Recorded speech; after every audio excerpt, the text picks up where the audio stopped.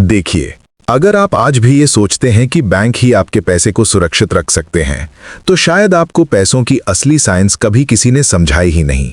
क्योंकि पैसा सिर्फ किसी अकाउंट नंबर में लिखी एक संख्या नहीं होता। पैसा एक एनर्जी है, पैसा एक फ्लो है, पैसा एक इकोनॉमिक फोर्स है जो बढ़ता भी है, गिरता भी है और सही जगह न रखा जाए तो चुपचाप नष्ट भी हो जाता है। और सबसे बड़ी बात, इस फोर्स को समझना ही अमीरों की सबसे अलग शक्ति है। आम लोग सिर्फ पैसे को स्टोर करना चाहते हैं, लेकिन अमीर लोग पैसे को ग्रो करवाते हैं। और यही सबसे बड़ा फर्क है। यही वो गैप है जो एक मिडिल क्लास व्यक्ति को जिंदगी भर संघर्ष में रखता है और एक इन्वेस्टेड माइंडसेट वाला व्यक्ति अपनी नेटवर्थ को हर साल मल्टीप्लाई करता रहता है। अब बात करते हैं उस भयानक सच की जिसके बारे में 90% लोग जानना भी नहीं चाहते। आपके बैंक का ब्याज आपकी संपत्ति को बचाने के लिए कभी भी पर्याप्त नहीं है, क्योंकि एक साइलेंट किलर है जिसका नाम है इन्फ्लेशन। आम आदमी को लगता है कि उसके पैसे बैंक में पड़े पड़े सुरक्षित हैं, लेकिन असलियत में महंगाई उसके पैसों को धीरे धीरे खोखला कर रही है। अगर आज आप 1 लाख रुपए बैंक में रखते हैं और बैंक आपको सालाना 5% ब्याज देता है, तो अगले साल वो रकम 1,05,000 रुपए हो जाती है। लेकिन अगर महंगाई भी 6% है, तो उस 1,05,000 की खरीद क्षमता सिर्फ 98,700 रुपए के बराबर रह जाती है। यानी पैसा बढ़ा नहीं, बल्कि घट गया। और लोग इसी घटे हुए पैसों की बढ़ने का जश्न मनाते रहते हैं। यही भ्रम है। अब इस खेल में एक और खिलाड़ी है, टैक्स। आप जो ब्याज कमाते हैं वो टैक्सेबल इनकम है। यानी अगर आप 30% स्लैब में आते हैं तो 5% की एफडी ब्याज में से 1.5% सरकार ले जाएगी। यानी आपको बचेगा सिर्फ 3.5%। और इन्फ्लेशन 6% है तो असली रिटर्न हुआ -2.5%। मतलब आप बैंक में पैसा रखकर भी नुकसान में हैं और आपको पता भी नहीं चलता। बैंक सुरक्षित है, ये सिर्फ मानसिक सुरक्षा है, वित्तीय सुरक्षा नहीं। और यही समझ अमीरों को आम आदमियों से आगे ले जाती है। अब बात करते हैं असली गेम की। असली खेल यह है कि आपका पैसा आपके लिए काम करे। पैसा यदि आपके लिए काम नहीं कर रहा तो आप चाहे जितना भी कमाते हो, अमीर नहीं बन सकते। पैसा वो टूल है जो खुद काम करता है, खुद बढ़ता है और आपको फाइनेंशियल फ्रीडम देता है। अब आप कहेंगे कि पैसा काम कैसे करता है? इसका उत्तर है इन्वेस्टमेंट। और इन्वेस्टमेंट कोई जुआ नहीं है, बल्कि वैज्ञानिक तरीके से डिजाइन किया गया एक फाइनेंशियल सिस्टम है जहां रिस्क को कंट्रोल किया जा सकता है, बढ़िया रिटर्न कमाया जा सकता है और पैसे को कंपाउंडिंग की मदद से मल्टीप्लाई किया जा सकता है। लेकिन इसके लिए आपको उन रास्तों में कदम रखना होगा जहां आपके पैसे को असली ग्रोथ मिलती है, जैसे share market, mutual fund, real estate, bonds, REITs, gold ETF, startup investment और डिजिटल एसेट्स। ये वो रास्ते हैं जहां अमीर लोग अपना पैसा पार्क करते हैं और वहीं से उनकी संपत्ति बढ़ती रहती है। आपको ये समझना जरूरी है कि अमीर लोग बैंक का इस्तेमाल करते हैं, लेकिन सिर्फ ट्रांजैक्शन के लिए, पार्किंग के लिए नहीं। बैंक सिर्फ पार्किंग स्पॉट है, पार्क करने की जगह है, लेकिन कार वहीं खड़ी रहेगी तो वो मंजिल तक नहीं पहुंचेगी। बैंक में पैसा रखना ऐसे ही है जैसे अपनी गाड़ी को स्टार्ट ही ना करना, बस उसे खड़ा कर देना। वो कभी भी आपको रिच नहीं बना सकता। आपको गाड़ी चलानी होगी और पैसे को सही रास्तों में लगाना होगा। अब सवाल ये आता है कि आखिर कौन से रास्ते पैसे को बढ़ाते हैं, कौन से रास्ते इन्फ्लेशन से लड़ सकते हैं, कौन से रास्ते आपकी नेटवर्थ को 10x कर सकते हैं और कौन से ऐसे तरीके हैं जिन्हें दुनिया के बड़े निवेशक लगातार इस्तेमाल करते हैं। सबसे पहले आता है इक्विटी, यानी सीधे शब्दों में शेयर मार्केट। आज तक दुनिया में कोई भी एसेट क्लास ऐसा नहीं रहा जिसने 30-40 साल की अवधि में इक्विटी से ज्यादा रिटर्न दिया हो। आप रियल एस्टेट देख लीजिए, गोल्ड देख लीजिए, बॉन्ड्स देख लीजिए, कुछ भी उठा लीजिए, कोई भी इक्विटी के लंबे समय के रिटर्न को नहीं हरा पाया। लेकिन लोग इक्विटी से डरते हैं। क्यों? क्योंकि उन्होंने रिसर्च नहीं की, उन्होंने पढ़ा नहीं, उन्होंने समझा नहीं, उन्होंने गलत समय पर खरीदा, डर कर बेच दिया और फिर कहते हैं शेयर मार्केट जुआ है। असल में जुआ उनकी अज्ञानता है, मार्केट नहीं। मार्केट एक साइंस है, एक सिस्टम है। दुनिया की सबसे बड़ी कंपनियां, सबसे बड़ी इनोवेशन, सबसे बड़े प्रॉफिट्स इसी मार्केट से मिलते हैं। अगर आप किसी अच्छी कंपनी के शेयर लंबे समय के लिए रखते हैं, यानी ऐसी कंपनी जिसकी कमाई बढ़ रही हो, जिसका बिजनेस मॉडल मजबूत हो, जिसकी मैनेजमेंट अच्छी हो, जिसकी सेल्स लगातार बढ़ रही हो, तो आपका पैसा 10 नहीं, 20 नहीं, 50 गुना तक हो सकता है। लेकिन इसके लिए धैर्य चाहिए, लगातार सीखना पड़ता है, और सबसे जरूरी बात, आपको ये समझना होगा कि मार्केट में पैसे वे कमाते हैं जो समय के साथ टिके रहते हैं, ना कि वे जो रोज खरीदने बेचने का खेल खेलते हैं। दूसरा रास्ता आता है म्यूचुअल फंड। म्यूचुअल फंड उन लोगों के लिए है जिन्हें मार्केट की गहराई समझ नहीं आती, लेकिन फिर भी वे मार्केट में हिस्सा लेना चाहते हैं। यहाँ आपका पैसा विशेषज्ञ लोग चलाते हैं।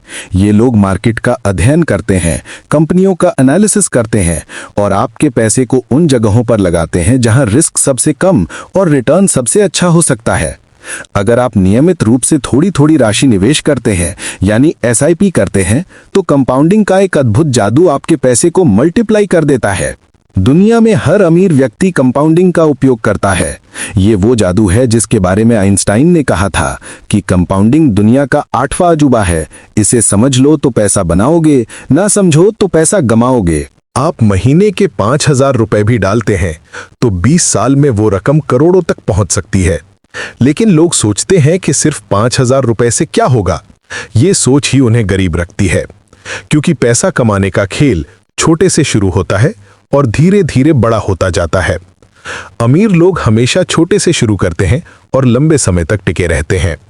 गरीब लोग बड़े से शुरू करना चाहते हैं और असफलता के डर से कदम ही नहीं उठाते। इसके बाद आता है रियल एस्टेट। रियल एस्टेट एक शानदार एसेट है क्योंकि ये 2 तरह से रिटर्न देता है, एक किराए से और दूसरा प्रॉपर्टी की प्राइस बढ़ने से। लेकिन आज रियल एस्टेट में ब्लाइंडली कूदना समझदारी नहीं है। आपको location, development, demand supply, infrastructure और आर्थिक गतिविधि को समझना होगा। सही जगह खरीदी गई प्रॉपर्टी 10 साल में 3-4 गुना तक बढ़ सकती है, लेकिन गलत जगह ली गई प्रॉपर्टी आपके कैश फ्लो को रोक देती है। अमीर लोग रियल एस्टेट को बेहतर तरीके से समझते हैं। वे अपनी प्रॉपर्टी को सिर्फ रहने के लिए नहीं खरीदते, वे इसे इन्वेस्टमेंट के रूप में खरीदते हैं। यही माइंडसेट का अंतर है। अब आता है गोल्ड ETF। भारत में पारंपरिक रूप से लोग सोना खरीदना पसंद करते हैं, लेकिन भौतिक सोना खरीदने में कई समस्याएं हैं। मेकिंग चार्ज, स्टोरेज, चोरी का रिस्क, बेचने में कमीशन। लेकिन गोल्ड ETF और डिजिटल गोल्ड इन सभी समस्याओं को हल कर देते हैं। गोल्ड ETF में आप स्टॉक मार्केट के जरिए सोना खरीदते हैं और ये बिल्कुल ट्रांसपेरेंट होता है। सोने ने पिछले 20 सालों में अच्छे रिटर्न दिए हैं और ये पोर्टफोलियो में स्थिरता रखता है। ये इन्फ्लेशन हेज है, यानी महंगाई बढ़ती है तो सोने की कीमत भी बढ़ती है। इसलिए अमीर लोग हमेशा अपने पोर्टफोलियो में थोड़ी मात्रा गोल्ड की रखते हैं। इसके बाद आता है रीट्स, यानी रियल एस्टेट इन्वेस्टमेंट ट्रस्ट्स। ये उन लोगों के लिए है जो रियल एस्टेट में पैसा लगाना चाहते हैं, लेकिन उनके पास करोड़ों की प्रॉपर्टी खरीदने के लिए पैसा नहीं है। रीट से आप कुछ हजार रुपए में भी बड़े बड़े मॉल, ऑफिस स्पेस और कमर्शियल बिल्डिंग्स के मालिक बन सकते हैं। इससे आपको डिविडेंड भी मिलता है और प्रॉपर्टी की कीमत बढ़ने का फायदा भी। अमीर लोग अपने पोर्टफोलियो को हमेशा डाइवर्सिफाई करते हैं। वे सिर्फ एक जगह पैसा नहीं रखते, और यही आम लोग गलती कर देते हैं। वे 90% पैसा बैंक में रख देते हैं। अब बात करते हैं कि आखिर सिर्फ बैंक पर भरोसा करना सबसे बड़ी गलती क्यों है। बैंक आपको सिर्फ मानसिक सुरक्षा देता है, जबकि इन्वेस्टमेंट आपको वित्तीय सुरक्षा देता है। बैंक से पैसा सिर्फ सेव होता है, बढ़ता नहीं, और जब तक पैसा बढ़ता नहीं, आप अमीर नहीं बन सकते। 10 साल बाद भी आप वहीं रहेंगे जहां आज हैं। इस दुनिया में पैसा तब तक सुरक्षित नहीं है जब तक वो बढ़ नहीं रहा। अब आपके दिमाग में एक सवाल आ सकता है, क्या इन्वेस्टमेंट में रिस्क होता है? हाँ, होता है, लेकिन क्या बैंक में रिस्क नहीं है? महंगाई का रिस्क, टैक्स का रिस्क, अवसर खोने का रिस्क, ये सब बैंक में है। फर्क सिर्फ इतना है कि इन रिस्क को कोई बताता नहीं। सही ज्ञान, सही रणनीति और सही समय के साथ रिस्क को पूरी तरह कंट्रोल किया जा सकता है। अमीर लोग रिस्क को समझते हैं, गरीब लोग उससे डरते हैं। अमीर लोग रिस्क को मैनेज करते हैं, गरीब लोग उससे भागते हैं। लेकिन असली खेल रिस्क से भागने में नहीं, रिस्क को मैनेज करने में है। अब सवाल यह है कि आपको कहां से शुरू करना चाहिए। शुरू वहीं से करें जहां पैसा वास्तव में बढ़ता है, म्यूचुअल फंड्स और इंडेक्स फंड से। धीरे धीरे इक्विटी सीखें, अच्छे स्टॉक्स चुनें, लंबा समय रखें, फिर रियल एस्टेट पर ध्यान दें, गोल्ड ईटीएफ को पोर्टफोलियो में 5 से 10% रखें, रीट से कैश फ्लो बनाएं और सबसे महत्वपूर्ण कंपाउंडिंग को समय दें। पैसा तभी बढ़ता है जब उसे समय दिया जाता है। पैसा समय का दोस्त है और अधीरता का दुश्मन। अब मैं चाहता हूं कि आप एक बात अपनी जिंदगी के लिए हमेशा याद रखें। अगर आप अमीर बनना चाहते हैं तो आपको अपना पैसा बैंक से बाहर निकालकर उन रास्तों में भेजना होगा जहां पैसा काम करता है। पैसा सिर्फ वहीं बढ़ता है जहां वो काम करता है, ना कि जहां वो सोया रहता है। आपके इनकम आपको मिडिल क्लास रखती है, लेकिन आपके इन्वेस्टमेंट आपको अमीर बनाते हैं।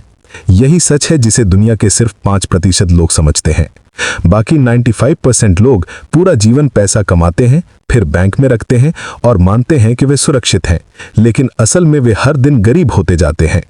और अब एक कड़वा सच जो आपकी सोच को पूरी तरह बदल देगा। पैसा सिर्फ बैंक में जमा करके कभी कोई अमीर नहीं बना। इतिहास में कोई एक भी उदाहरण नहीं मिलता जहां किसी ने सिर्फ सेविंग अकाउंट या एफडी में पैसा रखकर करोड़पति बनने का दावा किया हो।